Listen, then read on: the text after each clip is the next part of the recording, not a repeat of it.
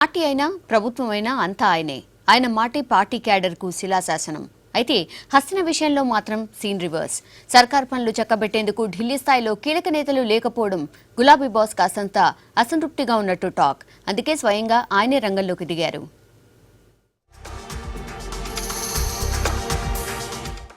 Lobbying రాష్ట్ర విభజన టైంలో టీఆర్ఎస్ అధినేత కేసీఆర్ నోట తరచూ వినిపించిన డైలాగ్ ఇది.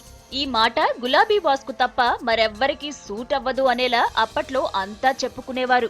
రాష్ట్ర విభజన తర్వాత ప్రభుత్వ వ్యవహారాల్లో ఫుల్ బిజీ అయ్యారు సీఎం కేసీఆర్. ఇక కొత్త రాష్ట్రానికి కేంద్రం నుంచి రావాల్సిన ఫండ్స్, ప్రాజెక్టులు పెద్ద ఎత్తునే ఉంటాయి. అయితే రాష్ట్ర ప్రభుత్వం తరపున హస్తనలో సర్కారు పనులు చక్కబెట్టేవారు చెప్పుకోదగిన స్థాయిలో లేరనే చెప్పాలి. అందుకే కేసీఆర్ మరోసారి ఢిల్లీలో లాబియింగ్ షురూ చేశారు. కరెంటు కష్టాలతో రాష్ట్రం అల్లాడుతోంది. లోలోన కరెంటు కోతలపై తీవ్రంగా వర్రీ అవుతోంది ప్రభుత్వం.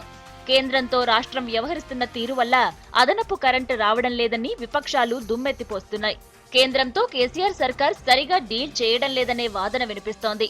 ఢిల్లీ స్థాయిలో ప్రభుత్వం తరపున పనులు చక్కబెట్టేవారు లేరనేది వాస్తవం. రాష్ట్ర ప్రభుత్వం తరపున ప్రత్యేక ప్రతినిధులు ఉన్నా వారి శక్తి సరిపోవడం లేదనే వాదన వినిపిస్తోంది. మరోవైపు టీఆర్ఎస్ కు 11 మంది ఎంపీలు ఉన్నా ఢిల్లీలో చక్రం తిప్పే సత్తా ఉన్నవారు లేరనే దానిపై పార్టీ వర్గాల్లో చర్చ జరుగుతోంది.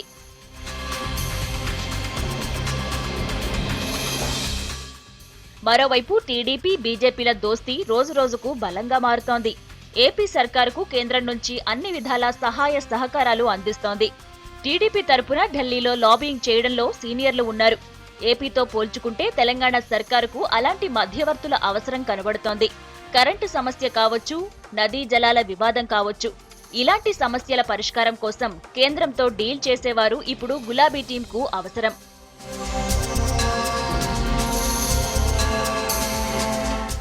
సమస్యలు వచ్చినప్పుడు వినతి పత్రాలు ఇవ్వడం, విజ్ఞప్తులు చేయడంతోనే సరిపెట్టుకుంటున్నారనే వాదన వినిపిస్తోంది.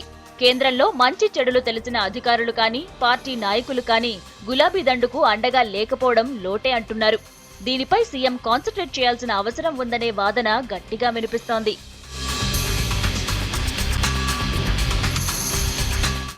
మరోవైపు హస్తిన రాజకీయాలపై కేసీఆర్ కు మంచి పట్టుంది.